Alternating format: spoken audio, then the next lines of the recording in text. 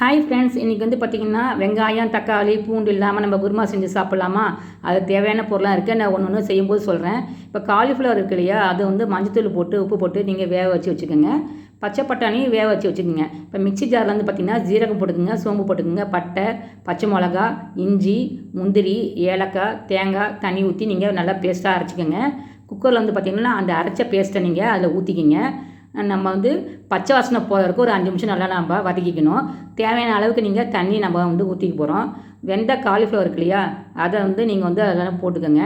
பச்சை பட்டாணி இருக்கு இல்லையா, அதையும் போட்டுக்கோங்க. இப்போ உப்பு போட்டுக்க போகிறோம். போட்டு ஒரு 5 நிமிஷம் நல்லா கொதிக்கட்டும். இப்போ ஒரு டேபிள் ஸ்பூன் வந்து நீங்கள் வந்து நெய் எடுத்துக்கோங்க. ஒரு கடாயில் ஹீட் ஆனதுக்கப்புறம் பார்த்தீங்கன்னா பிரிஞ்சி இலை வந்து அதை போட்டு தாளித்து போட்டுக்குங்க.